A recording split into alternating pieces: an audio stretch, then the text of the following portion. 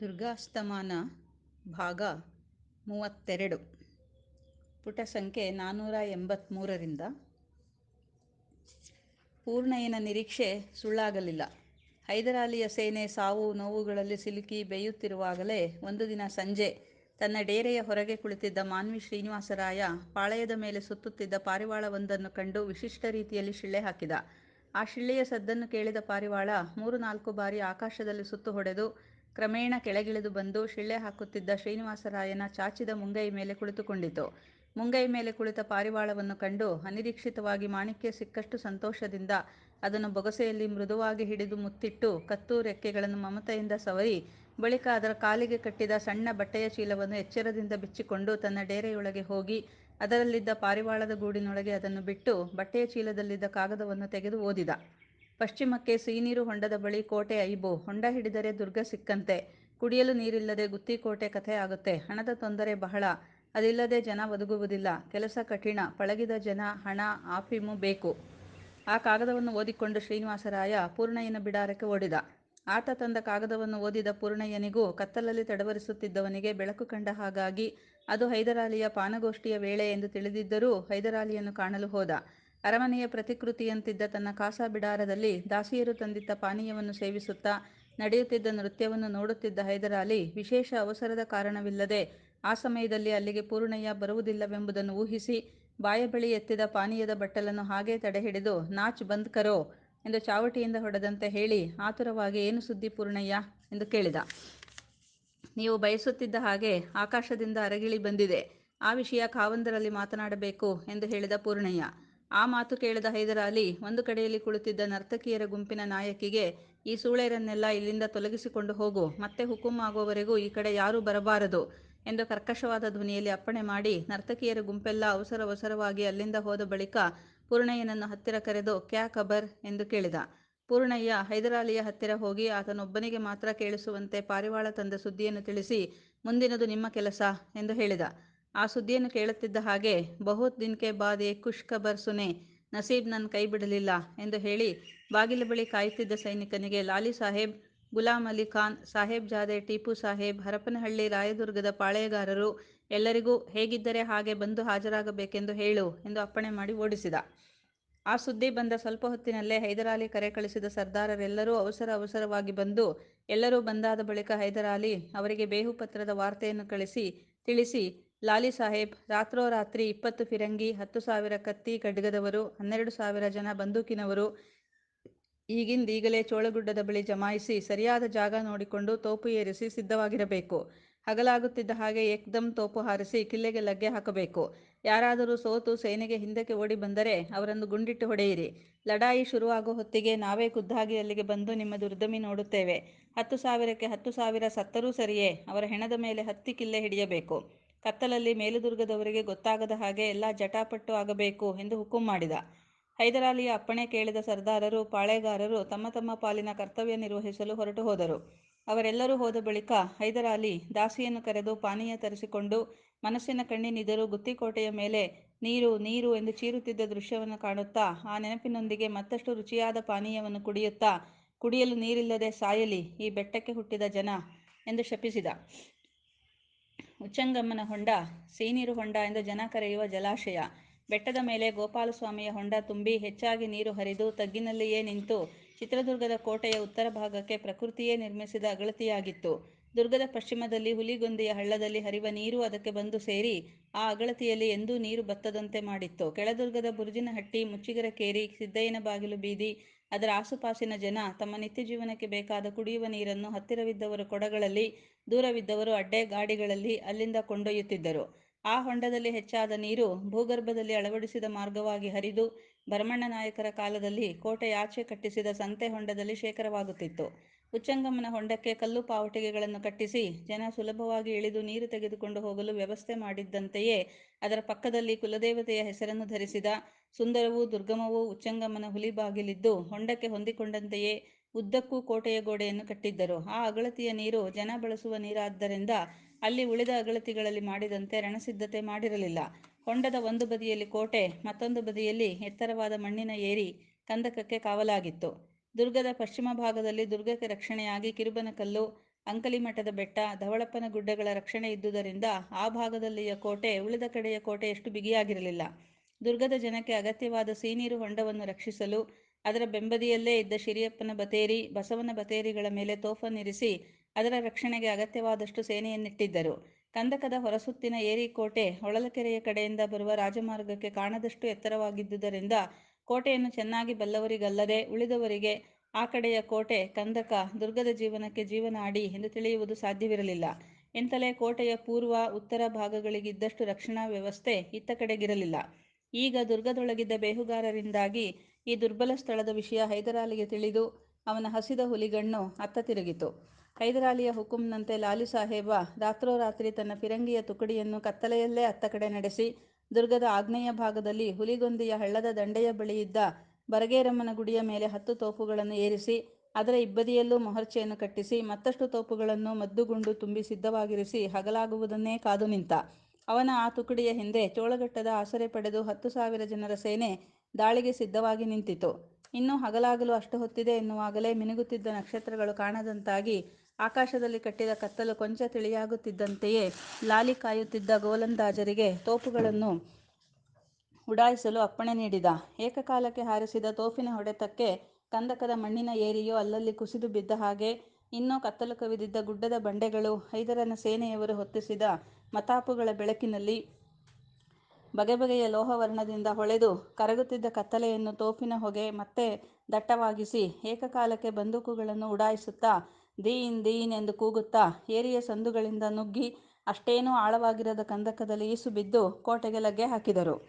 ಅತ್ತ ಕಡೆಯಿಂದ ಸೇನೆಯನ್ನೇ ನಿರೀಕ್ಷಿಸದಿದ್ದ ಚಿತ್ರದುರ್ಗದ ಸೇನೆ ಕೋಟೆಗೆ ಹಲ್ಲ ಹಾಕಲು ಬಂದವರ ಮೇಲೆ ಕೋವಿಗಳನ್ನು ಹಾರಿಸಿ ಕಾದ ಮರಳು, ಕುದಿಯುವ ಅಂಬಲಿಗಳನ್ನು ಸುರಿದು ಹೂಲೇಣಿ ಹಾಕಿ ಹತ್ತಲೆತ್ನಿಸಿದವರನ್ನು ಕಡಿದು ಹೋರಾಡಿದರು. ಇತ್ತ ಕಡೆ ಸಮರಸನ್ನದ್ಧರಾದ ಹೈದರಾಲಿಯ ಭಾರೀ ಸೇನೆ, ಅತ್ತ ಅನಿರೀಕ್ಷಿತ ದಾಳಿಯನ್ನೆದುರಿಸಿದ ದುರ್ಗದ ಅಲ್ಪಸೇನೆ, ಎರಡರ ನಡುವೆ 1-2 ತಾಸುಗಳ ಪರ್ಯಂತ ಜಿದ್ದಿನ ಯುದ್ಧ ನಡೆಯಿತು. ಅತ್ತ ಕಡೆಯಿಂದ ತೋಫಿನ ಸದ್ದು ಕೇಳುತ್ತಿದ್ದಂತೆಯೇ ದುರ್ಗದ ದಳವಾಯಿಗಳಿಗೆ, ಮದಕರಿ ನಾಯಕನಿಗೆ ದುರ್ಗಕ್ಕೊದಗಿದ ಆಪತ್ತಿನ ಅರಿವಾಗಿ ಅತ್ತ ಕಡೆ ನಮ್ಮ ಕೋಟೆ ಬಲವಿಲ್ಲ, ಗೆದ್ದರೆ ಜನಬಲದಿಂದ, ನಮ್ಮ ಪೌರುಷದಿಂದ ಗೆಲ್ಲಬೇಕು, ಹೊಂಡ ಹೋದರೆ ಕೋಟೆ ಉಳಿಯುವುದಿಲ್ಲ, ಬದುಕುವಾಸೆ ಇರುವವರು ಹಿಂದೆ ನಿಲ್ಲಿ, ಉಳಿದವರು ನಮ್ಮೊಂದಿಗೆ ಹೊರಡಿ ಎಂದು ದಳವಾಯಿಗಳಿಗೆ ಅಪ್ಪಣೆ ಮಾಡಿದವನೇ ಮದಕರಿ ನಾಯಕ ತನ್ನ ಕಾಸಾ ಬೇಡಪಡೆ, ತನ್ನ ರಕ್ಷಣೆಯ ಮೀಸಲು ಹೊತ್ತ ಪುರುಭಯ್ಯ ಜನರ ಪಡೆಯೊಂದಿಗೆ ಹೊರಟು ಬಸವನ ಬತೇರಿಯ ಮಾರ್ಗವಾಗಿ ಕೋಟೆಯಿಂದ ಕೆಳಗಿಳಿದು ಸಿಹಿನೀರು ಹೊಂಡದ ಸಮೀಪದಲ್ಲಿದ್ದ ವ್ಯಾಸರಾಯರ ಮಠದ ಮೇಲೆ ದುರ್ಗದ ಧ್ವಜವನ್ನೇರಿ ಖಡ್ಗಧರಿಸಿ ನಿಂತ. ನಾಯಕರೊಂದಿಗೆ ಬಂದ ಪುರಭಯ್ಯ ಜನರ ಪಡೆ, ಕಾಸಾ ಬೇಡಪಡೆ ಕೋಟೆಯ ಬಾಗಿಲು ದಾಟಿ ಮಣ್ಣಿನೇರಿಯನ್ನೇರಿ ಅತ್ತ ನುಗ್ಗುತ್ತಿದ್ದ ಹೈದರನ ಸೇನೆಯ ಮೇಲೆ ಬಿದ್ದು ಕೊಚ್ಚಲಾರಂಭಿಸಿದವು. ಮತ್ತೊಂದು ಕಡೆ ಹನುಮನ ಬಾಗಿಲು ಕಡೆಯಿಂದ ನುಗ್ಗಿ ಬಂದ ದುರ್ಗದ ಸೇನೆ ಫಲ್ಗುಣೇಶ್ವರನ ಗುಡಿಯ ಬಳಿ ಕೋಟೆಗೆ ಪ್ರತಿಕೋಟೆಯಾಗಿ ನಿಂತು ಬಿರುಕು ಬಿಟ್ಟ ಕಿಲ್ಲೆಯನ್ನೇರಿ ಬರುವ ಶತ್ರುಸೇನೆಯ ತಲೆ ತರಿಯಲಾರಂಭಿಸಿತು. ಇತ್ತ ಕಡೆ ಮದಕರಿ ನಾಯಕ ವ್ಯಾಸರಾಯ ಮಠದ ಮೇಲೆ ನಿಂತು ಕೋವಿ ಹಾರಿಸುತ್ತಾ ತನ್ನ ಸೈನಿಕರ ಹೃದಯದಲ್ಲಿ ಧೈರ್ಯ ತುಂಬುತ್ತಿರುವಾಗ ಅತ್ತ ಹೈದರಾಲಿಯೂ ಮತ್ತಷ್ಟು ಸೇನೆಯೊಂದಿಗೆ ಬಂದು ತನ್ನ ಕಡೆಯವರನ್ನು ಹುರಿದುಂಬಿಸಲು ಯತ್ನಿಸಿದ. ಶತ್ರು ಸೈನ್ಯದ ಮಧ್ಯದಲ್ಲಿ ಹೈದರಾಲಿಯ ಕಾಸಾ ಹಸಿರು ನಿಶಾನೆಯನ್ನು ಕಾಣುತ್ತಿದ್ದಂತೆಯೇ ದುರ್ಗದ ಸೈನಿಕರಲ್ಲಿ ಮತ್ತಷ್ಟು ರಣೋತ್ಸಾಹವೇರಿ ಇಮ್ಮಡಿ ಹುರುಪಿನಿಂದ ಶತ್ರುಗಳನ್ನು ಸದೆಬಡಿಯಲಾರಂಭಿಸಿದರು. ಏರಿದ ಬಿಸಿಲಿನಲ್ಲಿ ಸಾವಿರಾರು ಖಡ್ಗಗಳು ಮಿಂಚುಗಳಂತೆ ಹೊಳೆಯುತ್ತಿದ್ದವು. ಕೋವಿಗಳ ಗುಂಡಿನ ಚಟಪಟ ಸದ್ದು, ತೋಫಿನ ಗರ್ಜನೆ, ಸೈನಿಕರ ರಣಕೇಕೆ ದುರ್ಗದ ಬಂಡೆಗಳನ್ನು ಘಟ್ಟಿಸಿ ಪುಟನೆಗೆದು ಚೋಳಘಟ್ಟವನ್ನು ಘಟ್ಟಿಸಿ ಬೆಟ್ಟಗಳೆರಡರ ನಡುವಿನ ಬಯಲು ಹೋರಾಡುವ ಕುದುರೆ ಕಾಲಾಳುಗಳಿಂದ ಕಿಕ್ಕಿರಿದು ಬಯಲೇ ಎದ್ದು ನೆತ್ತರ ಹೊಗೆ ಕಾರುತ್ತಾ ಕುದಿಯುತ್ತಿರುವಂತೆ ಕಾಣಿಸಿತು. ಆದದ್ದಾಗಲಿ, ಇಂದು ದುರ್ಗವನ್ನು ಗೆಲ್ಲಲೇಬೇಕು ಎಂಬ ಹಠ ತೊಟ್ಟೇ ಹೈದರಾಲಿಯ ಸೇನೆ ಮುರಿದ ಕೋಟೆಯನ್ನೇರಿ ಆಳವಿಲ್ಲದ ಕಂದಕವನ್ನೂ ಈಸಿ ಸಿಹಿನೀರು ಹೊಂಡವನ್ನು ರಕ್ತದ ಹೊಳೆಯನ್ನಾಗಿ ಮಾಡಿ ದುರ್ಗದ ಸೈನಿಕರು ಕಡಿದು ಕೆಡವಿದ ತಮ್ಮ ಹೆಣಗಳನ್ನೇ ಮೆಟ್ಟಿಲಾಗಿ ಮಾಡಿಕೊಂಡು ಕೋಟೆಯನ್ನು ಪ್ರವೇಶಿಸಿ ಶಿರಿಯಪ್ಪನ ಬತೇರಿಯನ್ನು ಹಿಡಿದು ಅದರ ಮೇಲೆ ಹೈದರಾಲಿಯ ಝಂಡಾ ಏರಿಸಿ ಜಯಘೋಷ ಕೂಗಿದರು. ದುರ್ಗದ ಬತೇರಿಯ ಮೇಲೆ ಹೈದರಾಲಿಯ ಧ್ವಜ.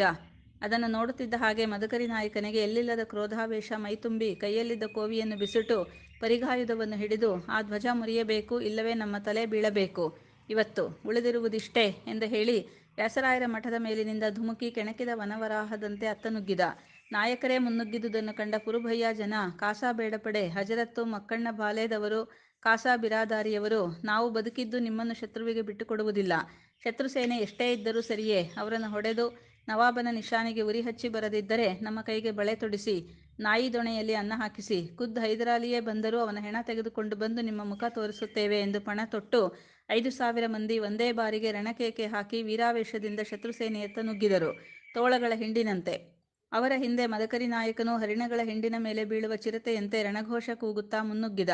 10 ಕಡೆ ಹೊತ್ತಿ ಉರಿನಾಲಗೆ ಚಾಚಿದ ಮಾರಿ ಕ್ರೋಧದಂತೆ ಎಂಟೆಲುಗುಗಳ ಪರಿಗಾಯುಧವನ್ನು ಚಕ್ರಾಕಾರವಾಗಿ ತಿರುಗಿಸುತ್ತಾ ಬಂಡೆಗಳಿಂದ ಬಂಡೆಗಳಿಗೆ ಜಿಗಿದು ನುಸುಳುದಾರಿಯಲ್ಲಿ ಮುಂಗಾರು ಮಳೆನೀರಿನಂತೆ ನುಗ್ಗಿ ಶಿರಿಯಪ್ಪನ ಬತೇರಿಯತ್ತ ಧಾವಿಸಿ ಒಬ್ಬೊಬ್ಬರೂ 10 ಮಂದಿ ಸೈನಿಕರಂತೆ ಅಡ್ಡವಾದವರ ಕೈ ಮುಖ ಮೈ ನೋಡದೆ ಕೊಚ್ಚುತ್ತಾ ಕೇಳಿದ ಕಿವಿ ಕಿವುಡಾಗಿ ಎದೆಯ ಶಕ್ತಿ ಉಡುಗಿ ತೋಳು ತೊಯ್ದ ಬಟ್ಟೆಯಂತೆ ಜೋತು ಬಿದ್ದು ಕೋಟೆ ಗೆಲ್ಲಲು ಹೊರಟ ಹೈದರಾಲಿಯ ಸೇನೆ ಅಪರಿಚಿತವಾದ 100 ಬಂಡೆಗಳ ಸಂದಿನಲ್ಲಿ ಸಿಕ್ಕು ನುಗ್ಗುನುರಿಯಾಯಿತು.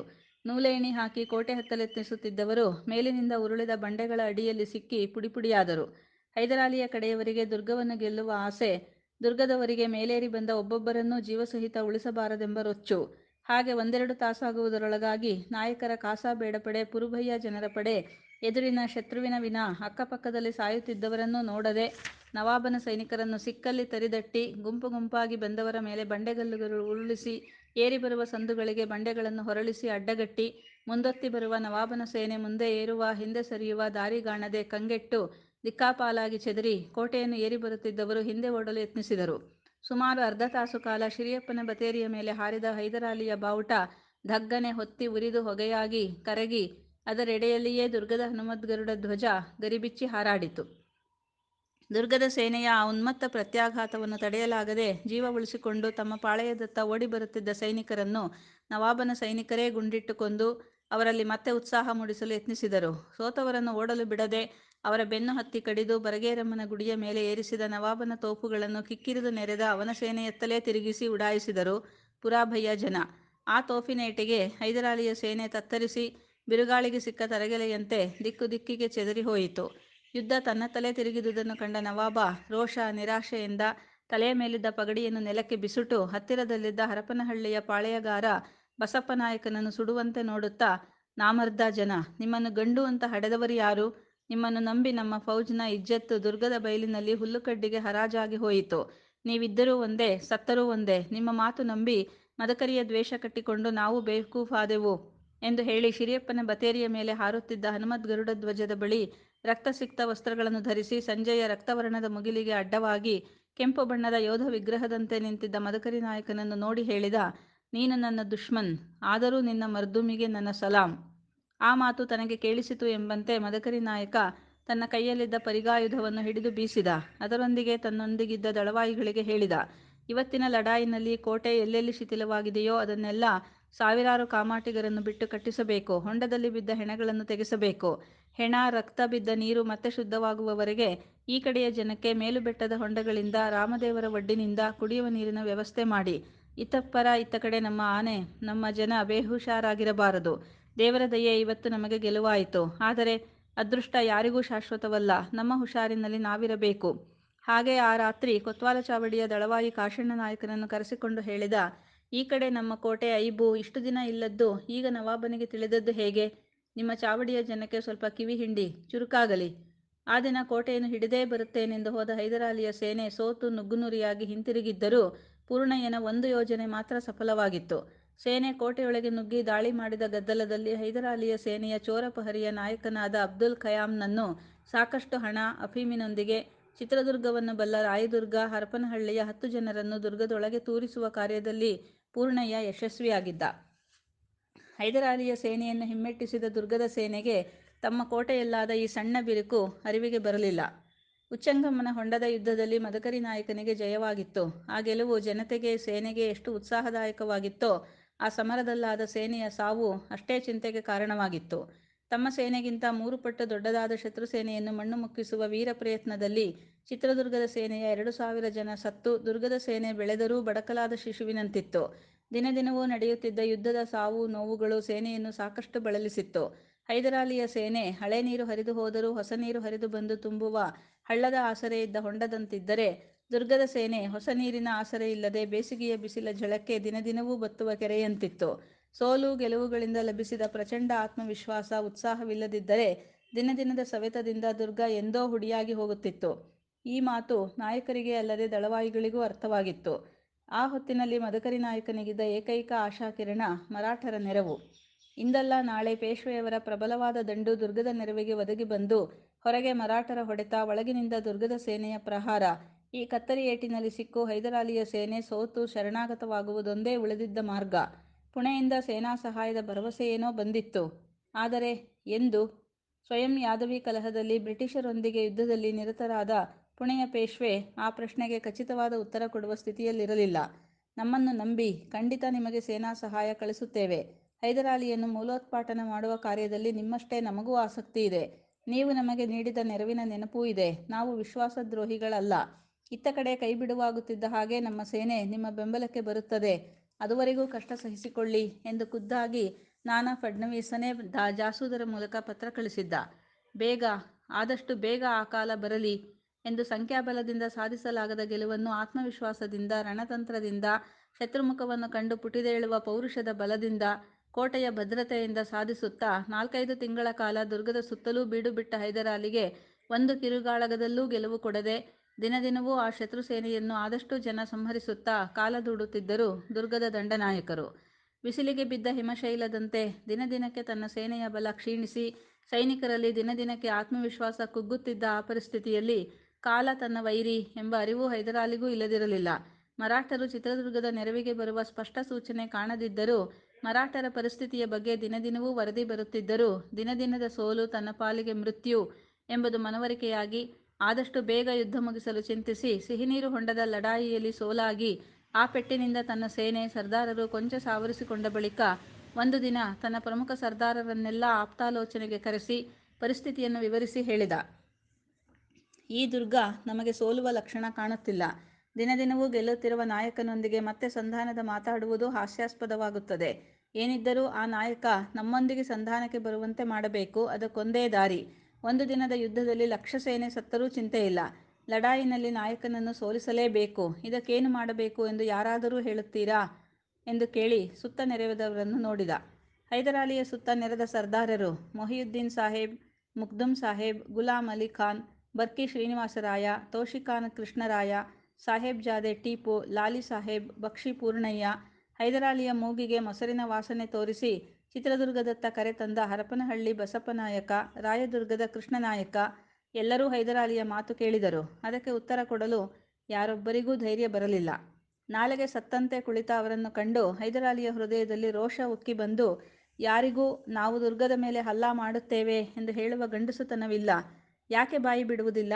ಬಸಪ್ಪನಾಯಕ, ಕೃಷ್ಣಪ್ಪನಾಯಕ, ನಿಮ್ಮ ನಾಲಿಗೆಗೇನು ನಾಗರಹಾವು ಕಚ್ಚಿದೆಯೇ? ಶ್ರೀರಂಗಪಟ್ಟಣದಲ್ಲಿ ಅಷ್ಟು ಬಡಾಯಿ ಕೊಚ್ಚಿದಿರಿ.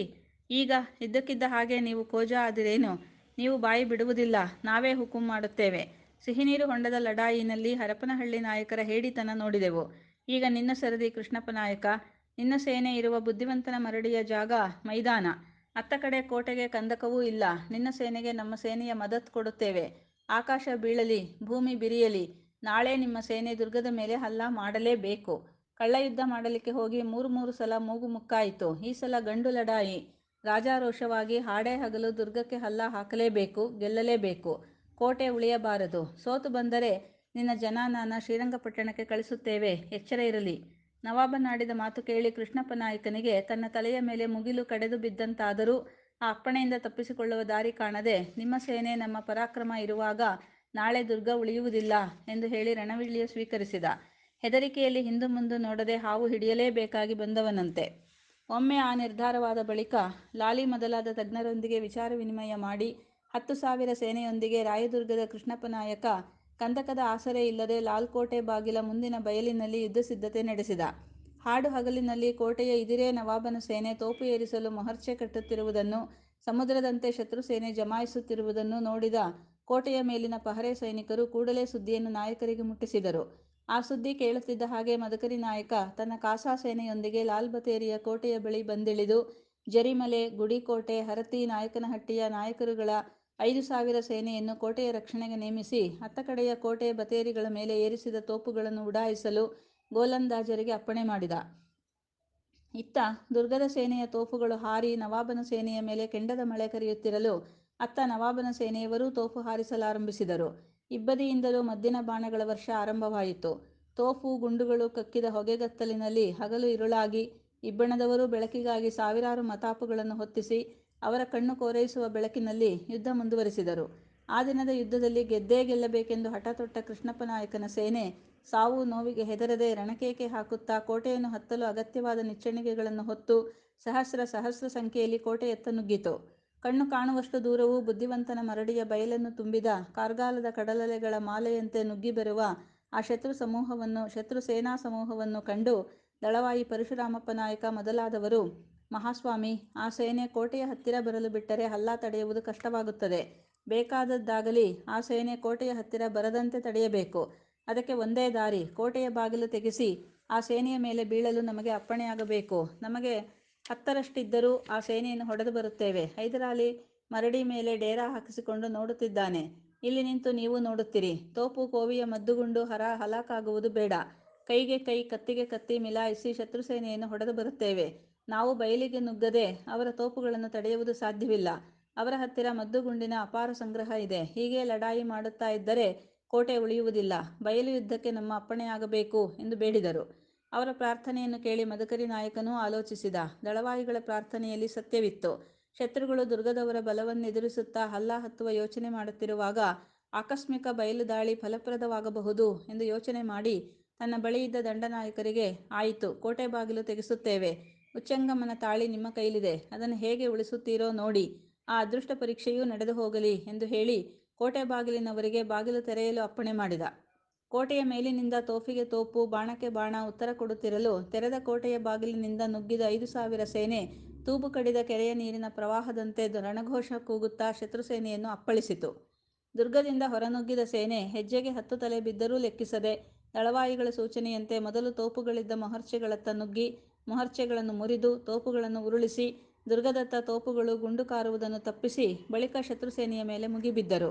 ತೋಪುಗಳು ನೆಲಕ್ಕುರುಳಿದ್ದು ಶತ್ರುಸೇನೆಯ ಅರ್ಧ ಕೈ ಮುರಿದಂತಾದರೆ ಮೈಮೇಲೆ ಏರಿ ಬಂದ ದುರ್ಗದ ಸೇನೆಯನ್ನು ಹೊಡೆಯಲು ಆವರೆಗೂ ಸತತವಾಗಿ ಕಾರ್ಯನಿರತವಾಗಿದ್ದ ಕೋವಿಗಳೂ ನಿರುಪಯೋಗಿಯಾಗಿ ನವಾಬನ ಸೇನೆಯೂ ಕೋವಿಗಳನ್ನು ಬಿಸುಟು ಶಸ್ತ್ರಾಸ್ತ್ರಗಳಿಂದಲೇ ಹೋರಾಡಬೇಕಾಯಿತು. ದುರ್ಗದ ಸೇನೆಗೆ ಕೋಟೆಯ ಬಾಗಿಲು ತೆಗೆಸುವಾಗ ನಾಯಕರು ಹೇಳಿದ ಉಚ್ಚಂಗಮ್ಮನ ತಾಳಿ ನಿಮ್ಮ ಕೈಯಲ್ಲಿದೆ ಎಂಬ ಮಾತು ಅವರ ತೋಳಲ್ಲಿ ಸಿಂಹಬಲ ತುಂಬಿ ಹೋರಾಡತೊಡಗಿದರು. ಕುಲದೇವತೆಯ ತಾಳಿಯ ಭಾಗ್ಯವನ್ನು ಉಳಿಸಿಕೊಳ್ಳುವ ವೀರರ ಪಡೆ ಒಂದು ಕಡೆ, ನವಾಬನ ಚಡಾವಿನೇಟಿಗೆ ಹೆದರಿ ಹಂಗು ತೊರೆದು ಹೋರಾಡುವ ಸೇನೆ ಮತ್ತೊಂದು ಕಡೆ. ಕಡಲಿಗೆ ಕಡಲು ಘಟ್ಟಿಸಿದಂತೆ, ಬೆಟ್ಟಕ್ಕೆ ಬೆಟ್ಟ ಡಿಕ್ಕಿ ಹೊಡೆದಂತೆ ಎರಡು ಪಡೆಗಳೂ ಹೋರಾಡಿದವು. ಬಣ್ಣ ಬಣ್ಣದ ಸಮವಸ್ತ್ರ ಧರಿಸಿದ ಪಡೆಗಳು ಒಂದರೊಡನೊಂದು ಬೆರೆತು ಹೊಯ್ದಾಡುವಾಗ ಕಾಮನ ಹಬ್ಬದ ಓಕುಳಿ ಸಮುದ್ರದಂತೆ ಮಡುಗಟ್ಟಿ ತೆರೆಹೊಯ್ದಂತೆ ಕಾಣಿಸಿತು. ರಣವಾದ್ಯಗಳ ಘೋಷ, ರಣಕೇಕೆಗಳ ಚೀರು, ಕುದುರೆಗಳ ಹೇಷಾರವ, ಆನೆಗಳ ಘೀಂಕಾರ, ಶಸ್ತ್ರಾಸ್ತ್ರಗಳ ಸಂಘಟನೆಯ ಶಬ್ದ ಬಯಲನ್ನು ತುಂಬಿ ಗುಡ್ಡದ ಗವಿ ಗಹ್ವರಗಳಿಂದ ಮಾರ್ದನಿಸಿ ಬಗೆ ಬಗೆಯ ಶಬ್ದಗಳೇ ಹೋರಾಡುತ್ತಿರುವಂತೆ ಭಾಸವಾಯಿತು. ನೆಲ ನೆತ್ತರಿನಿಂದ ತೊಯ್ದು ಕೆಸರಾಗಿ, ಕಡಿದು ಉರುಳಿದ ರುಂಡ ಮುಂಡೆಗಳು ತುಂಬಿ ಹೋಗಿ, ಗಾಯಗೊಂಡು ನೋವಿನಿಂದ ಹುಚ್ಚಾದ ಸವಾರರಿಲ್ಲದ ಆನೆ ಕುದುರೆಗಳು ದಿಕ್ಕು ಕಂಡತ್ತ ಅಲೆದು ಸಿಕ್ಕಿದವರನ್ನು ತುಳಿದು ಹೋರಾಡುವ ಸೈನಿಕರ ಮಧ್ಯೆ ನುಗ್ಗಿ 10 ಕಡೆ ರಕ್ತದ ಚಿಲುಮೆ ಚಿಮ್ಮುವ ಮಾರಿಯ ಕೋಣಗಳಂತೆ ಕಂಡವು. ಹೀಗೆ ಎರಡು ಪಡೆಗಳು ಜಿದ್ದಾಜಿದ್ದಿಯಿಂದ ಹೋರಾಡುತ್ತಿರುವಾಗಲೇ ದುರ್ಗದ ಕಳ್ಳದಾರಿಯಿಂದ ಹೊರಬಂದು ಜೋಗಿಮಟ್ಟಿಯ ಕಡೆಯಿಂದ ಇಳಿದ 3,000 ಸೈನಿಕರು ಶತ್ರುಸೇನೆಯನ್ನು ಹಿಂಬದಿಯಿಂದ ಹೊಡೆಯಲಾರಂಭಿಸಿದರು. ಬೀಸಿಗೊಂದು ತಲೆ, ಏಟಿಗೊಬ್ಬ ಆಳು ಎಂದು ಪಣ ತೊಟ್ಟು ಹೊಯ್ಯುತ್ತಾ ಅತ್ಯಂತ ಅನಿರೀಕ್ಷಿತವಾಗಿ ಹಿಂಬದಿಯಿಂದ ನುಗ್ಗಿ ಬಂದ ದುರ್ಗದ ಸೇನೆಯ ಹೊಡೆತಕ್ಕೆ ಸಿಕ್ಕು ನವಾಬನ ಸೇನೆ ರಣಗತ್ತರಿಯಲ್ಲಿ ಸಿಕ್ಕ ಗೋಟಿನಂತೆ ಪುಡಿಪುಡಿಯಾಯಿತು. ಇಬ್ಬದಿಯ ಹೊಡೆತವನ್ನು ತಡೆಯಲಾಗದೆ ತೋಪು ಕೋವಿಗಳನ್ನು ಕಳೆದುಕೊಂಡ ನವಾಬನ ಸೇನೆ ನುಗ್ಗುನುರಿಯಾಗಿ ಸೋತು ಪಲಾಯನ ಮಾಡಲೂ ದಾರಿ ಕಾಣದೆ ಹೆದರಿ ಬಾಯಲ್ಲಿ ಹುಲ್ಲು ಕಚ್ಚಿ ಬೆತ್ತಲೆಯಾಗಿ ನಿಂತು ಪ್ರಾಣಭಿಕ್ಷೆ ಬೇಡಿದರು. ಹುಲ್ಲು ಕಚ್ಚಿದವರನ್ನು, ಬೆತ್ತಲೆ ನಿಂತವರನ್ನು ಬಿಟ್ಟು ಕತ್ತಿ ಹಿಡಿದವರನ್ನು ತಲೆ ಕತ್ತರಿಸುತ್ತಾ ದುರ್ಗದ ಸೇನೆ ನವಾಬನ ಡೇರೆ ಇದ್ದ ಬುದ್ಧಿವಂತನ ಮರಡಿಯತ್ತ ನುಗ್ಗಿತು. ಆ ಹೊತ್ತಿನಲ್ಲಿ ನವಾಬನಿಗೆ ಪ್ರಾಣರಕ್ಷಣೆಗೆ ಕಂಡದ್ದು ಒಂದೇ ಮಾರ್ಗ, ಪಲಾಯನ. ಹೈದರಾಲಿ ಪಲಾಯನ ಮಾಡಿದ್ದನ್ನು ಕಂಡು ಅವನ ಸೇನೆ ಧೈರ್ಯಗುಂದಿ ಕೈಲಿದ್ದ ಶಸ್ತ್ರಗಳನ್ನು ಬಿಸುಟು ಪ್ರಾಣಭಿಕ್ಷೆ ಬೇಡಿದರು.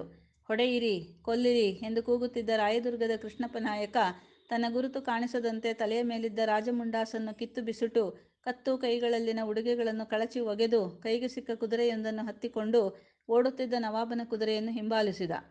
ಲಾಲ್ ಕೋಟೆಯ ಮೇಲೆ ನಿಂತು ಓಡುತ್ತಿದ್ದ ನವಾಬನನ್ನು ಮದಕರಿ ನಾಯಕನ ಪಕ್ಕದಲ್ಲಿ ನಿಂತು ನೋಡಿದ ಗುದುಗತ್ತಿ ಹಲ್ಲು ಕಚ್ಚಿ ಹೇಳಿದ, ಆ ನವಾಬನನ್ನು ಬಿಡಬಾರದಾಗಿತ್ತು. ಅವನ ತಲೆ ತಂದಿದ್ದರೆ ಇವತ್ತಿನ ಜಯ ಸಾರ್ಥಕವಾಗುತ್ತಿತ್ತು. ಹಾವಿನ ಹೆಡೆ ಕಿತ್ತಿರಿಸಿದಂತಾಗಿ ಯುದ್ಧ ಇವತ್ತಿಗೇ ಮುಗಿಯುತ್ತಿತ್ತು. ನವಾಬನ ನಸೀಬು ಚೆನ್ನಾಗಿದೆ, ಉಳಿದುಕೊಂಡ. ಆಯಿತು, ಇವತ್ತಿಗೆ ಯುದ್ಧ ಮುಗಿಯಲಿಲ್ಲ ಗುದುಗತ್ತಿ, ಅದಕ್ಕೆ ಅವಕಾಶವೂ ಬರುತ್ತದೆ. ಬಂದಾಗ ನಿನ್ನ ಕೈ ಚುರುಕು ತೋರಿಸುವಿಯಂತೆ. ಅಂತೂ ಇವತ್ತು ತಾಯಿ ಉತ್ಸವಾಂಬೆಯ ತಾಳಿಯ ಭಾಗ್ಯ ನಮಗೆ ಜಯ ತಂದುಕೊಟ್ಟಿತು. ಸತ್ತವರ ಸಾವು ವ್ಯರ್ಥವಾಗಲಿಲ್ಲ ಎಂದು ಹೇಳಿದ ಮದಕರಿ ನಾಯಕ ಜಯಘೋಷ ಕೂಗುತ್ತಾ ಕತ್ತರಿಸಿದ ಅರಿರುಂಡೆಗಳನ್ನು ಹಿಡಿದುಕೊಂಡು ಕಾಲಭೈರವನ ಪಡೆಯಂತೆ ಹಿಂತಿರುಗುತ್ತಿದ್ದ ದುರ್ಗದ ದಂಡನ್ನು ಕಂಡು. ಪಲಾಯನ ಮಾಡುವ ನವಾಬನನ್ನು ಕಂಡು ಗುದುಗತ್ತಿಯ ಬಾಯಲ್ಲಿ ತಾನಾಗಿ ಮೂಡಿದ ಮಾತಿನ ಬಲವನ್ನು ಪರೀಕ್ಷಿಸುವ ಸಂದರ್ಭ ಮರುದಿನವೇ ಒದಗಿ ಬಂತು.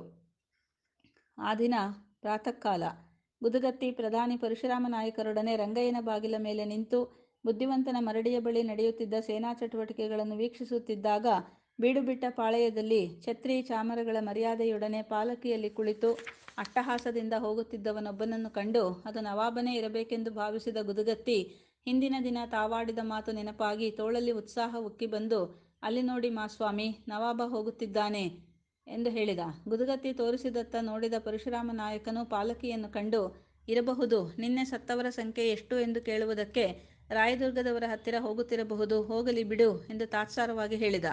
ಹಾಗೆ ಹೇಳಿಬಿಟ್ಟರೆ ನಾನು ಗುದುಗತ್ತಿ ಎಂದು ಕರೆಸಿಕೊಂಡು ಸಾರ್ಥಕವಾದದ್ದೇನು? ನಿನ್ನೆ ನಾನು ಮಹಾಸ್ವಾಮಿಯವರಿಗೆ ಹೇಳಿದ್ದೆ, ನಾನಿದ್ದಿದ್ದರೆ ನವಾಬನನ್ನು ಜೀವಸಹಿತ ಹೋಗಲು ಬಿಡುತ್ತಿರಲಿಲ್ಲ ಎಂದು. ನನ್ನ ಮಾತು ಏಕನಾಥೇಶ್ವರಿಗೆ ಕೇಳಿಸಿರಬೇಕು. ಅದಕ್ಕೆ ಇವತ್ತು ಮತ್ತೆ ನವಾಬನನ್ನು ತೋರಿಸಿದಳು ಎಂದು ಉತ್ಸಾಹದಿಂದ ಹೇಳಿದ ಗುದುಗತ್ತಿ. ಆಯಿತು, ನವಾಬನನ್ನು ನೋಡಿದೆ, ಏನಾಯಿತು? ಅಮ್ಮನವರನ್ನೇ ಕಂಡ ಹಾಗಾಯಿತೇನು ಎಂದು ನಗುತ್ತಾ ಹೇಳಿದ ಪರಶುರಾಮ ನಾಯಕ. ಹಾಗಲ್ಲ, ನಿನ್ನೆ ಮಹಾಸ್ವಾಮಿಯವರಿಗೆ ಹೇಳಿದ್ದೆ, ಅವಕಾಶ ಸಿಕ್ಕರೆ ನವಾಬನ ತಲೆ ತಂದು ಪಾದಕ್ಕೆ ಒಪ್ಪಿಸುತ್ತೇನೆ ಎಂದು. ಈಗ ತಾವು ದೊಡ್ಡ ಮನಸ್ಸು ಮಾಡಬೇಕು, ಉತ್ಸಾಹದಿಂದ ಪುಟಿಯುತ್ತಾ ಹೇಳಿದ ಗುದುಗತ್ತಿ. ಏನು ಮಾಡಬೇಕು? ಕುತೂಹಲ ಕೆರಳಿ ಕೇಳಿದ ಪರಶುರಾಮ ನಾಯಕ. ನನ್ನ ಕುದುರೆಗೆ ಚಾಲುಕು ಸಾಲದು, ತಮ್ಮ ಕಾಸಾ ಕುದುರೆ ಭವಾನಿ, ನಿಮ್ಮ ಪಟ್ಟಾಗತ್ತಿ ಕೊಟ್ಟು ಕೋಟೆ ಬಾಗಿಲು ತೆಗೆಸಿಕೊಡಿ. ನವಾಬನ ತಲೆ ತಂದೊಪ್ಪಿಸದಿದ್ದರೆ ನನ್ನ ಹೆಸರು ಗುದುಗತ್ತಿಯಲ್ಲ. ನಿನ್ನ ಉತ್ಸಾಹ ಮೆಚ್ಚಬೇಕಾದ್ದೇ, ಆದರೆ ಆಗದ ಹುಚ್ಚು ಕೆಲಸ ಮಾಡಬೇಡ. ತನ್ನ ಸೇನೆಯ ಮಧ್ಯದಲ್ಲಿರುವ ನವಾಬನ ತಲೆ ಗಡಿದು ತರುವುದು ಯಾರಿಂದಲೂ ಆಗದ ಕೆಲಸ. ನಿನ್ನ ಉತ್ಸಾಹಕ್ಕೆ ಸೋತು ಶತ್ರುಗಳಿಗೆ ನಿನ್ನ ತಲೆ ಒಪ್ಪಿಸಿ ನಾಯಕರಿಂದ ಮೂರ್ಖ ಎನಿಸಿಕೊಳ್ಳಲು ನನಗಿಚ್ಛೆ ಇಲ್ಲ. ಪರಶುರಾಮ ನಾಯಕ ಗುದುಗತ್ತಿಯ ಉತ್ಸಾಹದ ಮೇಲೆ ತಣ್ಣೀರು ಹಾಕುತ್ತಾ ಹೇಳಿದ. ತಂದರೆ ನವಾಬನ ತಲೆ ತರುತ್ತೇನೆ, ಸತ್ತರೆ ನಾನೊಬ್ಬ ಸಾಯುತ್ತೇನೆ. ದಸರಾ ಉತ್ಸವದಲ್ಲಿ ನನ್ನ ಕೌಶಲ್ಯ ನೋಡಿದ್ದೀರಾ? ಅದೆಲ್ಲ ಆಟದ ಮಾತು. ಈಗ ಅದಕ್ಕೆ ಪರೀಕ್ಷಾ ಸಮಯ. ಇಲ್ಲವೆಂದು ಹೇಳಿ ನಾನು ಬದುಕಿಯೂ ಸತ್ತಂತೆ ಮಾಡಬೇಡಿ. ನಿಮ್ಮ ಕುದುರೆ ಕತ್ತಿ ಹೋಗುತ್ತದೆ ಎಂದು ಚಿಂತೆಯಾದರೆ ಬೇಡ. ಕೋಟೆ ಬಾಗಿಲು ತೆಗೆಯಲು ಅಪ್ಪಣೆ ಮಾಡಿ, ನನ್ನ ಅದೃಷ್ಟ ಪರೀಕ್ಷೆ ಮಾಡಿ ನೋಡಿಯೇ ಬಿಡುತ್ತೇನೆ ಎಂದು ಪರಶುರಾಮ ನಾಯಕನ ಕಾಲು ಹಿಡಿದು ಬೇಡಿದ ಗುದುಗತ್ತಿ. ಅವನಾಡಿದ ಮಾತು ಕೇಳಿ ಅದರ ಹಿಂದಿನ ಉತ್ಕಟತೆ ಅರಿವಾಗಿ, ಆಯಿತು, ನನ್ನ ಕುದುರೆ ಕತ್ತಿ ಹೋದರೆ ಹೋಗಲಿ, ನಿನ್ನ ಸಾಹಸವನ್ನಾದರೂ ನೋಡುತ್ತೇನೆ ಎಂದು ಹೇಳಿ ಪರಶುರಾಮ ನಾಯಕ ತನ್ನ ಸನಿಹದಲ್ಲಿದ್ದ ಆಳಿಗೆ ತನ್ನ ಕುದುರೆಯನ್ನು ಗುದುಗತ್ತಿಗೆ ಕೊಡಿಸುವಂತೆ ತಿಳಿಸಿ ತನ್ನ ಸೊಂಟದಲ್ಲಿದ್ದ ಪಟ್ಟದ ಕತ್ತಿಯನ್ನು ಬಿಚ್ಚಿಕೊಟ್ಟು, ಹೋಗಿ ಬಾ, ನಿನಗೆ ಜಯವಾಗಲಿ, ದುರ್ಗಕ್ಕೆ ಗೆಲುವಾಗಲಿ ಎಂದು ಹೃತ್ಪೂರ್ವಕವಾಗಿ ಹಾರೈಸಿದ. ತನ್ನ ಕೈಗೆ ಪರಶುರಾಮ ನಾಯಕ ಕೊಟ್ಟ ಪಟ್ಟದ ಕತ್ತಿಯನ್ನು ತೆಗೆದುಕೊಂಡು ಅದನ್ನು ಒರೆಯಿಂದ ಹೊರತೆಗೆದು ಕೈಯಲ್ಲಿ ಹಿಡಿದು 10 ಬಾರಿ ಬಗೆಬಗೆಯಾಗಿ ಆಡಿಸಿ ನೋಡಿ ಮನಸ್ಸಿಗೆ ತೃಪ್ತಿ ಮಾಡಿಕೊಂಡು, ಒರೆ ನಿಮ್ಮಲ್ಲೇ ಇರಲಿ ಮಹಾಸ್ವಾಮಿ, ನವಾಬನ ತಲೆಯೊಂದಿಗೆ ಕತ್ತಿಯನ್ನು ತಂದುಕೊಡುತ್ತೇನೆ ಎಂದು ಹೇಳಿ ಮಿಂಚಿನಂತೆ ಹೊಳೆದು ಬಳುಕುತ್ತಿದ್ದ ಬರಿಗತ್ತಿಯನ್ನೇ ಸೊಂಟಪಟ್ಟಿಗೆ ಸಿಕ್ಕಿಸಿಕೊಂಡು ಕೋಟೆಯ ಬಾಗಿಲಿನಿಂದ ಕೆಳಗಿಳಿದು ಆಳು ಕೊಟ್ಟ ಕುದುರೆಯ ಬೆನ್ನು ಚಪ್ಪರಿಸಿ ತೆರೆದ ಕೋಟೆಯ ಬಾಗಿಲಿನಿಂದ ಕುದುರೆಯೊಂದಿಗೆ ಹೊರನಡೆದು ಕೋಟೆಯ ಬಾಗಿಲ ಅಕ್ಕಪಕ್ಕದಲ್ಲಿದ್ದ ರಾಮಾಂಜನೇಯರಿಗೆ ಕೋಟೆಯ ಬಾಗಿಲಿನಿಂದ ಕಾಣುತ್ತಿದ್ದ ಉತ್ಸವಾಂಬೆಯ ಮಂದಿರಕ್ಕೆ ಕೈಮುಗಿದು ಕುದುರೆಯನ್ನೇರಿ ಲಗಾಮನ್ನು ಸಡಿಲಬಿಟ್ಟು ಕುದುರೆಯ ಕತ್ತು ಚಪ್ಪರಿಸಿ, ನೀನು ಕುದುರೆಯಲ್ಲ, ಗಾಳಿಮರಿ, ಹಾಗೇ ಹೋಗಬೇಕು ಎಂದು ಹೇಳಿ ಗುದುಗತ್ತಿ ಕುದುರೆಯನ್ನು ಓಡಿಸಿದ. ಭವಾನಿ ಜಾತಿ ಕುದುರೆ. ಅದರ ಮೇಲೆ ಕುಳಿತವನು ಅಶ್ವಹೃದಯವನ್ನು ಬಲ್ಲ ಸವಾರ. ಕುದುರೆ ಆಳು ಒಂದೇ ಆದಂತೆ ಶರವೇಗದಿಂದ ಧಾವಿಸಿತು ಕುದುರೆ. ಲಗಾಮು ಹಿಡಿದ ಕೈ ತೋರಿಸಿದ ಗುರಿಯತ್ತ. ಕೋಟೆಯ ಮೇಲೆ ನಿಂತ ಪರಶುರಾಮ ನಾಯಕ ದುರ್ಬೀನು ಹಿಡಿದು ಕೈ ತೋರಿಸಿದ ಗುರಿಯತ್ತ. ಕೋಟೆಯ ಮೇಲೆ ನಿಂತ ಪರಶುರಾಮ ನಾಯಕ ದುರ್ಬೀನು ಹಿಡಿದು ನೋಡುತ್ತಿರುವ ಹಾಗೆ ವೇಗವಾಗಿ ಓಡಿದ ಕುದುರೆ ಮಸುಕು ಚಿತ್ರವಾಗಿ ಭೂತನ ಕೋಪವನ್ನು ದಾಟಿ ಎಡಕ್ಕೆ ತಿರುಗಿ ಬುದ್ಧಿವಂತನ ಮರಡಿಯ ಬಳಿಯ ಸೇನೆ ಕಿಕ್ಕಿರಿದು ಪಾಳೆಯದೊಳಗೆ ಹೊಕ್ಕು, ಇದಾವ ಕುದುರೆ, ಇವನೆಲ್ಲಿಯವನು ಎಂದು ಸೈನಿಕರು ನೋಡುತ್ತಿರುವಂತೆಯೇ ಗುದುಗತ್ತಿ ಪಾಲಕಿಯ ಬಳಿ ಹೋಗಿ ಮಿಂಚಿನ ವೇಗದಲ್ಲಿ ಸೊಂಟದಿಂದ ಖಡ್ಗವನ್ನು ಸೆಳೆದು ಪಾಲಕಿಯಲ್ಲಿದ್ದವನ ತಲೆಯನ್ನು ಒಂದೇ ಬೀಸು ಏಟಿಗೆ ಕತ್ತರಿಸಿ ರಕ್ತ ಕಾರುತ್ತಾ ಕೆಳಗೆ ಬಿದ್ದ ಆತನ ರುಂಡವನ್ನು ಕುದುರೆಯಿಂದ ಇಳಿಯದೆಯೇ ಹಸ್ತಲಾಘವದಿಂದ ಹಿಡಿದು ಸೈನಿಕರು ಹೋ ಹೋ ಎಂದು ಚೀರುತ್ತಿರುವಾಗಲೇ ಕುದುರೆಯನ್ನು ಹಿಂದೆ ತಿರುಗಿಸಿ ದುರ್ಗದತ್ತ ದೌಡಾಯಿಸಿದ. ಆದ ಅನರ್ಥವನ್ನು ತಿಳಿದ ನವಾಬನ ಸೈನಿಕರು ಗುದುಗತ್ತಿಯತ್ತ ಕೋವಿ ಹಾರಿಸಿದರು. 10 ಮಂದಿ ಕುದುರೆ ಹತ್ತಿ ಅವನನ್ನು ಹಿಂಬಾಲಿಸಿದರು. ಸುತ್ತಲೂ ಹಾರಿ ಬರುತ್ತಿದ್ದ ಗುಂಡಿನೇಟು ಕುದುರೆಗೆ ತಗುಲದಂತೆ ಕುದುರೆಯನ್ನು ವಕ್ರಗತಿಯಲ್ಲಿ ವೇಗವಾಗಿ ಓಡಿಸುತ್ತಾ ಅಡ್ಡ ಬಂದವರ ಮೇಲೆ ಕುದುರೆಯನ್ನು ಹಾಯಿಸಿ ಒಂದು ಕೈಯಲ್ಲಿ ತಲೆ, ಮತ್ತೊಂದು ಕೈಯಲ್ಲಿ ಮಿಂಚುತ್ತಿರುವ ಕತ್ತಿಯನ್ನು ಚಕ್ರಾಕಾರವಾಗಿ ತನಗಾರು ಅಡ್ಡವಾಗದಂತೆ ತಿರುಗಿಸುತ್ತಾ ಬಾಯಲ್ಲಿ ಲಗಾಮನ್ನು ಕಚ್ಚಿ ಹಿಡಿದು ಕುದುರೆಯನ್ನು ದುರ್ಗಾಭಿಮುಖವಾಗಿ ಓಡಿಸಿದ ಗುದಗತ್ತಿ. ಆ ಸಾಹಸ ಕಾರ್ಯವನ್ನು ನೋಡಿ ಮೆಚ್ಚಿದ ದುರ್ಗದ ಸೈನಿಕರು ಕೇಕೆ ಹಾಕಿ ಕುಣಿದರು. ಕೆಲವರು ಗುದಗತ್ತಿಯನ್ನು ಹಿಂಬಾಲಿಸುತ್ತಿದ್ದ ಶತ್ರು ಸೈನಿಕರತ್ತ ಕೋವಿ ಹಾರಿಸಿದರು. ಕೋವಿಗಳು ತನ್ನ ಜಯದ ಸಲಾಮು ತೋಫಿನಂತೆ ಮೊಳಗುತ್ತಿರಲು ಗುದಗತ್ತಿ ಕೋಟೆಯ ಬಳಿ ಬಂದು ತನಗಾಗಿ ಕೋಟೆಯ ಬಳಿ ಕಾಯುತ್ತಿದ್ದ ಪರಶುರಾಮ ನಾಯಕರ ಕಾಲ ಬಳಿ ಕೈಯಲ್ಲಿದ್ದ ತಲೆಯನ್ನು ಒಗೆದು ಒಪ್ಪಿಸಿಕೊಳ್ಳಿ ಎಂದು ಹೇಳಿ ಕುದುರೆಯಿಂದ ಕೆಳಗಿಳಿದು ಆಯಾಸದಿಂದ ಬೆವರಿ ಬುಸುಗುಟ್ಟುತ್ತಿದ್ದ ಕುದುರೆಯ ಬೆನ್ನು ಚಪ್ಪರಿಸಿ ಅದರ ಕತ್ತನ್ನು ತಬ್ಬಿ ಮುತ್ತಿಟ್ಟು, ನನ್ನ ಮಾತು ಉಳಿಯಿತೇ ಮಹಾಸ್ವಾಮಿ ಎಂದು ಕೇಳಿದ. ಶಭಾಷ್ ಗುದಗತ್ತಿ ಎಂದು ಹೇಳಿ ಪರಶುರಾಮ ನಾಯಕನ ತನ್ನ ಕಾಲ ಬಳಿ ಬಿದ್ದ ತಲೆಯನ್ನು ಎತ್ತಿ ಹಿಡಿದು ಕಾತರನಾಗಿ ನೋಡಿದ. ಗುದಗತ್ತಿ ಅಷ್ಟು ಸಾಹಸದಿಂದ ಕತ್ತರಿಸಿ ತಂದ ತಲೆ ನವಾಬನದಾಗಿರಲಿಲ್ಲ, ಯಾರೋ ಸರ್ದಾರನದಾಗಿತ್ತು. ಈ ತಲೆ ನವಾಬನದಲ್ಲ ಗುದಗತ್ತಿ, ಬೇರೆ ಯಾರದೋ. ಆದರೂ ನಿನ್ನ ಸಾಹಸಕ್ಕಿದು ನನ್ನ ಕಾಣಿಕೆ, ತಗೋ ಎಂದು ಕತ್ತಿನಲ್ಲಿದ್ದ ಮುತ್ತಿನ ಹಾರವನ್ನು ಗುದಗತ್ತಿಗೆ ಮೆಚ್ಚುಗಾಣಿಕೆಯಾಗಿ ಕೊಟ್ಟ. ನವಾಬನದಲ್ಲ, ನಿರಾಶೆಯಿಂದ ಮೈಯಲ್ಲಿ ತುಂಬಿದ್ದ ಎಲ್ಲ ಉತ್ಸಾಹವೂ ಬತ್ತಿಹೋದ ಧ್ವನಿಯಲ್ಲಿ ಹೇಳಿದ ಗುದಗತ್ತಿ. ಹಾಗಿದ್ದರೆ ಈ ಕಾಣಿಕೆಗೆ ನಾನು ಅರ್ಹನಲ್ಲ. ನವಾಬನ ತಲೆ ತಂದಾಗ ತೆಗೆದುಕೊಳ್ಳುತ್ತೇನೆ. ನಾಯಿಯನ್ನು ಕತ್ತರಿಸಿದವರಿಗೇಕೆ ಉಡುಗೊರೆ ಎಂದು ಖಿನ್ನನಾಗಿ ತಲೆ ತಗ್ಗಿಸಿ ನುಡಿದು, ವೃಥಾ ನಿಮ್ಮ ಕುದುರೆಯನ್ನು ದಣಿಸಿದೆ ಎಂದು ತಲೆ ತಗ್ಗಿಸಿಕೊಂಡು ಕೋಟೆಯೊಳಗೆ ನಡೆದ. ತನ್ನ ಸಾಹಸ ಗುದಗತ್ತಿಗೆ ತೃಪ್ತಿಯನ್ನು ನೀಡಲಿಲ್ಲ. ಆದರೆ ಅದನ್ನು ಕೇಳಿದ ಹೈದರಾಲಿ, ಇಂಥ 10 ಜನ ನನ್ನ ಸೇನೆಯಲ್ಲಿದ್ದಿದ್ದರೆ ಇಷ್ಟು ದಿನ ದುರ್ಗ ಉಳಿಯುತ್ತಿರಲಿಲ್ಲ. ಮದಕರಿಯ ಹುಡುಗ ಹುಲಿಯ ಮರಿ, ನಮಗೆ ಸಿಕ್ಕವರೆಲ್ಲ ಕತ್ತೆಯ ಮಕ್ಕಳು. ಅಂತೂ ನನ್ನ ನಸೀಬು ಇನ್ನೂ ಗಟ್ಟಿಯಾಗಿದೆ ಎಂದು ಪರೋಕ್ಷವಾಗಿ ಪ್ರಶಂಸೆಯನ್ನು ಮಾಡಿ ತನ್ನ ತಲೆಯನ್ನು ಮುಟ್ಟಿ ನೋಡಿಕೊಂಡ. ದುರ್ಗದಲ್ಲೆಲ್ಲ ವಾಯುವೇಗದಿಂದ ಗುದಗತ್ತಿಯ ಸಾಹಸದ ಸುದ್ದಿ ಹರಡಿ ಜನ ಗುಂಪು ಗುಂಪಾಗಿ ಬಂದು ಕತ್ತರಿಸಿದ ಸರ್ದಾರನ ತಲೆಯನ್ನು ನೋಡಿ ಗುದಗತ್ತಿಯನ್ನು ಕೊಂಡಾಡಿದರು. ಅದನ್ನು ನೋಡಿ ಬಂದ ಮದಕರಿ ನಾಯಕ ಖಿನ್ನನಾದ ಗುದಗತ್ತಿಯ ಬೆನ್ನು ತಟ್ಟಿ ಹೇಳಿದ, ನವಾಬನ ನಸೀಬು ಚೆನ್ನಾಗಿದೆ, ಉಳಿದುಕೊಂಡ. ಚಿಂತಿಸಬೇಡ ಗುದಗತ್ತಿ, ಇನ್ನೂ ಯುದ್ಧ ಮುಗಿದಿಲ್ಲ. ನಿನಗೆ ಮತ್ತೊಂದು ಅವಕಾಶ ಸಿಗುತ್ತದೆ. ನವಾಬನ ಅದೃಷ್ಟ ಕೆಟ್ಟ ದಿನ. ಅದೃಷ್ಟ, ಮದಕರಿ ನಾಯಕನ ಅದೃಷ್ಟ, ಹೈದರಾಲಿಯ ಅದೃಷ್ಟ, ಇಬ್ಬರ ಅದೃಷ್ಟವೂ ಒಬ್ಬರ ಅದೃಷ್ಟ ಮತ್ತೊಬ್ಬರ ಅದೃಷ್ಟದೊಂದಿಗೆ ಕಣ್ಣು ಮುಚ್ಚಾಲೆಯ ಆಟವಾಡುತ್ತಿತ್ತು. ದಿನದಿನವೂ ಇಬ್ಬಣಗಳಿಂದಲೂ ತಲೆಗಳ ಬಲಿಯ ಪಣ ತೆಗೆದುಕೊಳ್ಳುತ್ತ ಹೈದರಾಲಿ ಮಾಡಿದ ಯುದ್ಧಗಳಲ್ಲೆಲ್ಲ ಅಪಜಯವನ್ನು ಅನುಭವಿಸಿ ಯುದ್ಧದಲ್ಲಿ ದುರ್ಗವನ್ನು ಗೆಲ್ಲುವ ಆಸೆ ಕೈಬಿಟ್ಟು ಪ್ರತಿ ಸೋಮವಾರವೂ ದುರ್ಗದ ಕಾಳಿಗೆ 100 ಸೈನಿಕರ ತಲೆಯ ಮೀಸಲು ಕಾಣಿಕೆ ಒಪ್ಪಿಸಿ ಇಂದಲ್ಲ ನಾಳೆ ತನ್ನ ಅದೃಷ್ಟ ಚಕ್ರದ ಗತಿ ಬದಲಿಸಿ ದುರ್ಗದಲ್ಲಿ ಬಿತ್ತಿದ ಸಂಚಿನ ಬೀಜ ಫಲಿಸಿ ದುರ್ಗವನ್ನು ಬಲಿ ತೆಗೆದುಕೊಳ್ಳುವ ತನ್ನ ಆಸೆ ಎಂದು ಫಲಿಸುತ್ತದೋ ಎಂದು ಕಾಯುತ್ತಿದ್ದರೆ ಮದಕರಿ ನಾಯಕ ದಿನದಿನವೂ ಮರಾಠರಿಂದ ಸೇನೆಯ ಸಹಾಯ ಬರುವುದನ್ನೇ ನಿರೀಕ್ಷಿಸುತ್ತಾ ಎಷ್ಟು ಬೇಗ ಆ ದಿನ ಬಂದೀತೋ ಎಂದು ಹೈದರಾಲಿಯ ತಲೆಯನ್ನು ದುರ್ಗದ ರಣಕಾಳಿಗೆ ಬಲಿಕೊಟ್ಟು ಅವನ ರಕ್ತದಲ್ಲಿ ತನ್ನಿಂದ ತನ್ನ ಕಡೆಯವರಿಂದಾದ ಕಗ್ಗೊಲೆಯ ಪಾತಕದ ಕಲಂಕವನ್ನು ತೊಳೆದುಕೊಳ್ಳುವುದು ಸಾಧ್ಯವಾದೀತೋ ಎಂದು ಕಾಯುತ್ತಿದ್ದ.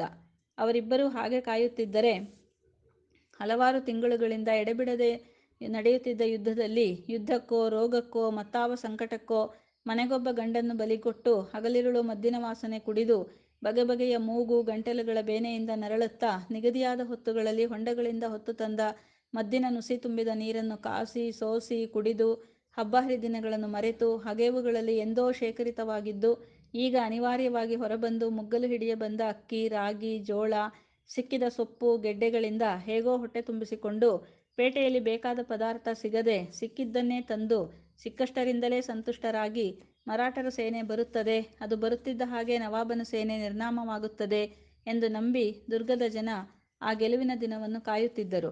ಸಿಹಿನೀರು ಹೊಂಡದ ಲಡಾಯಿನಲ್ಲಿ ಹೇಗೋ ದುರ್ಗದೊಳಗೆ ನುಸುಳಿ ಶ್ರೀಪತಿರಾಯನ ನೆರವಿನಿಂದ ತಲೆಮರೆಸಿಕೊಂಡು ಅಷ್ಟಿಷ್ಟು ಸುದ್ದಿ ಸಂಗ್ರಹಿಸುತ್ತಾ ಏನೋ ಕಾರಣಕ್ಕಾಗಿ ಯುದ್ಧವನ್ನು ನಾಯಕರನ್ನು ನಿಂದಿಸ ಹೋಗಿ ಜನರಿಂದ ತಪರಾಕಿಗೆ ಹೊಡೆಸಿಕೊಂಡ ಅಬ್ದುಲ್ ಕಯ್ಯಾಮನು ಎಷ್ಟೆಷ್ಟು ಪ್ರಯತ್ನಿಸಿದರೂ ಯಾರೊಬ್ಬರಲ್ಲೂ ದ್ರೋಹದ ಬೀಜ ಬಿತ್ತಲು ಸಾಧ್ಯವಾಗದೆ ಬಿಗಿಯಾದ ಕೊತ್ವಾಲ ಚಾವಡಿಯವರ ಕೈಯಿಂದ ತಪ್ಪಿಸಿಕೊಂಡು ಉಳಿದದ್ದೇ ಭಾರೀ ಅದೃಷ್ಟ ಎಂದು ನಂಬಿ ಪಾರಿವಾಳದ ಮೂಲಕ ನವಾಬನಿಗೂ ಸುದ್ದಿ ಕಳಿಸಿದ್ದ. ಮರಾಠರು ಬರುತ್ತಾರೆ ಎಂದು ದುರ್ಗದವರು ನಂಬಿ ಇರುವವರೆಗೂ ನಮ್ಮ ಆಟ ನಡೆಯುವುದಿಲ್ಲ. ಜನ ಅವರಿಗಾಗಿ ಕಾಯುತ್ತಿದ್ದಾರೆ, ಪುಣೆಯ ಕಡೆ ನಿಗಾ ಇರಲಿ ಎಂದು. ಅಬ್ದುಲ್ ಕಯ್ಯಾಮ್ ಕಳಿಸಿದ ಆ ಸುದ್ದಿ ಕಿವಿಗೆ ಬಿದ್ದ ದಿನದಿಂದ ಹೈದರಾಲಿ ದುರ್ಗದ ಸುತ್ತಲ ಚೋರಪಹರೆ ವ್ಯವಸ್ಥೆಯನ್ನು ಮತ್ತಷ್ಟು ಬಿಗಿ ಮಾಡಿ ಪುಣೆಯ ದಾರಿಯತ್ತ 1000 ಕಣ್ಣು ತಿರುಗಿಸಿ ಹಗಲಿರುಳು ಎಚ್ಚರದಿಂದ ಕಾಯುತ್ತಿದ್ದ.